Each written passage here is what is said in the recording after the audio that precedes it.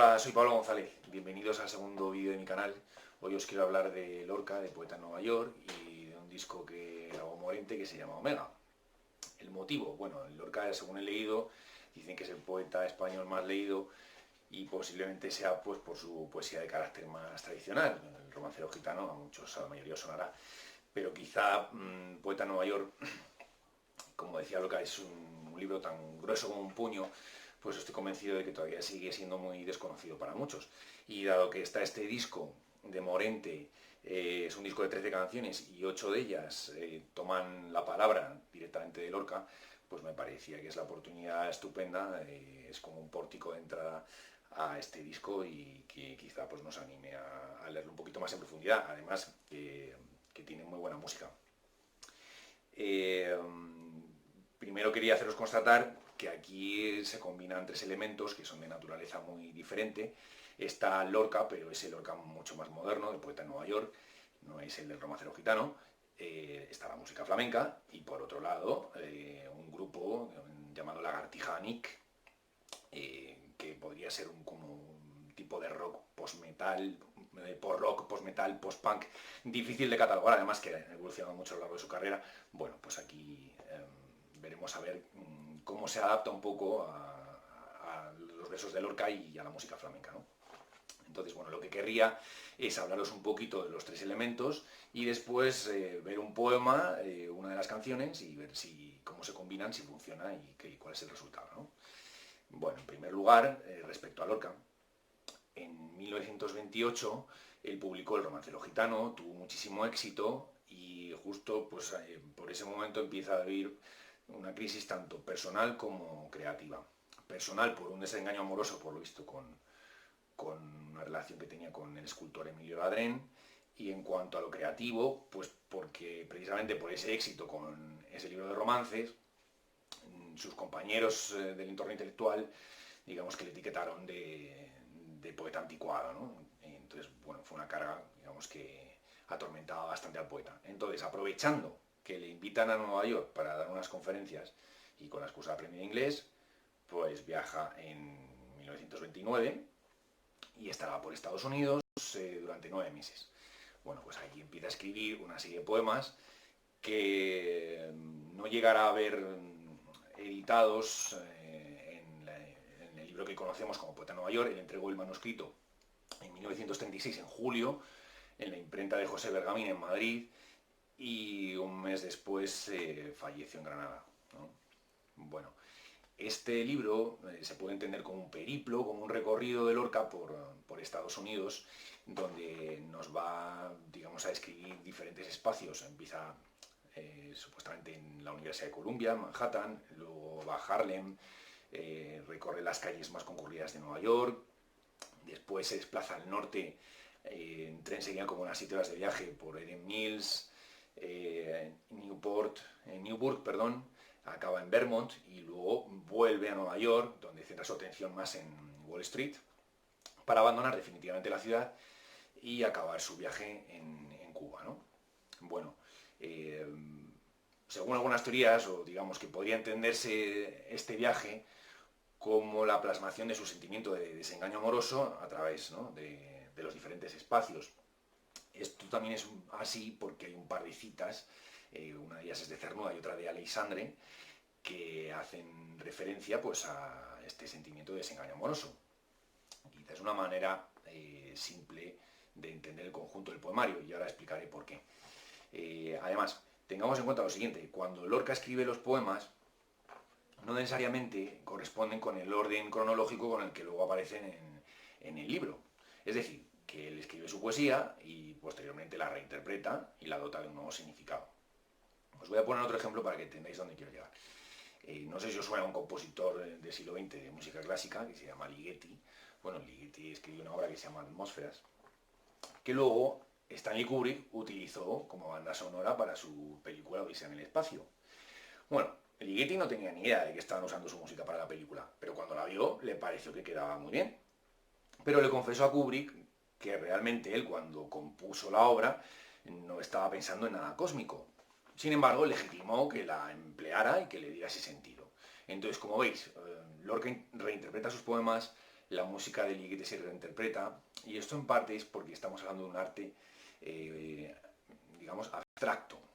El arte abstracto se desvincula de un referente concreto, excluye al sujeto que lo ha creado, no está ligado, no está tan conectado a la experiencia personal del autor, ¿no? Sino que por sí mismo se sustenta de tal manera que se puede interpretar de maneras diferentes por diferentes personas, o uno mismo en diferentes momentos de su vida, pues lo dota de significados distintos, influenciado por los viajes que ha tenido, experiencias, otras lecturas, ¿no? Bueno, pues si tenemos esto en cuenta, pues podríamos pensar que Poeta en Nueva York no es un poemario que trate sobre esa desazón amorosa exclusivamente, sino que se abordan sentimientos mucho más universales, que atañen a todos los seres humanos, y por eso es un poema un poemario, perdón, mucho más vigente, y donde, como os digo, se abordan sentimientos pues como la angustia ante un espacio desconocido, el sentimiento de soledad entre la multitud o el miedo a la muerte, ¿no? Bueno, esto respecto a Lorca. ¿Qué pasa con el disco de Morente? Bueno, el disco Omega se publica en 1996, y aunque está considerado como un disco muy rompedor porque se fusiona el flamenco con el rock, lo cierto es que, bueno, 7 de las canciones, más de la mitad, son puro flamenco. Es verdad que un flamenco quizá con unas armonías un poco más modernas, pero vamos, flamenco. Luego, hay 4 temas de Leonard Cohen. Bueno, uno de ellos está muy aflamencado, que es este Sacerdotes, bellísimo, bellísimo tema como lo canta Morente. Bueno, y si aparece Cohen aquí es porque Morente iba a grabar un disco con canciones, versionando canciones de Cohen, y como una de ellas, las que hizo Cohen, es el pequeño vals vienés, el texto es de Poeta en Nueva York, pues parece que casaba perfectamente con este proyecto, ¿no? Y bueno, ya como último elemento, pues están 4 canciones que, digamos, que se elaboran con el canto de Morente, guitarras flamencas, y la música de Lagartija Nick. ¿Qué pasa? Que 2 de esos temas, Omega, que es el primero, y el último, Ciudad sin sueño, como enmarcan el disco, pues supongo que es lo que ha dado la etiqueta, digamos que este CD, ¿no? Este álbum, es un disco de flamenco fusión. Pero bueno, entended que es por momentos. Yo lo que veo claramente es que Morente es esta estrella que da coherencia a todo el disco porque se adapta a cualquier contexto, su plasticidad es pasmosa, ¿no? Y bueno, pasa de ser cantador a cantante estrella de rock. Luego además está acompañado por grandísimos guitarristas de flamenco, como son Vicente Amigo, Cañizares o Tomatito. Y por otro lado, pues tenemos la música, como os digo, de Lagartija Nick. Como es el elemento más extraño, pues me gustaría hablaros un poquito de esta banda, ¿no? Lagartija Nick, ya os digo que es difícil de clasificar su estilo, si es post-punk, post-rock. Cada disco que han ido editando es como, tiene matices distintos, ¿no? En 1994 habían publicado un disco que se llama Su, pues que es un disco rockero, bueno, muy distinto a lo que aparece aquí, ya os comentaré. Es interesante el nombre, se llama Lagartija Nick, que es el nombre de una de las canciones de un grupo inglés que se llama Bauhaus. Y Bauhaus es considerada la banda que en la historia de la música moderna pues, fueron los primeros que crearon un tema de rock gótico, que se llama Bela Lugosi is Dead. Es un tema un tanto siniestro, pero muy minimalista, muy sencillo. Digamos que no tiene nada que ver con esa grandiosidad de recursos como vimos en el vídeo anterior de Cradle of Filth, sino que es algo mucho más sencillo. Entonces digamos que es un tipo de música mucho más introspectiva, no de esos colores tan negros o rojos, sino de tonalidades más grisáceas, ¿no? Bueno, evidentemente el grupo que va a destacar por este tipo de música gótica, entre comillas, será Joy Division, que de ellos os quiero hablar en otro vídeo. Bueno, ¿qué hace Lagartija Nick teniendo esos referentes ahí detrás, ¿no? ¿Qué es lo que hace en este disco? Pues el tipo de música con la que acompañan a Morente es más parecido a un post-metal, un proto-post-metal. ¿Qué es eso del post-metal? Bueno, es un subgénero del metal que aparece en los años 90. Se llama metal pues por la contundencia, por esa fuerza que está en las guitarras, en las baterías, ¿no? Aquí está muy latente. Pero que lejos de querer crear una canción que tenga verso o estrofa y estribillo, digamos,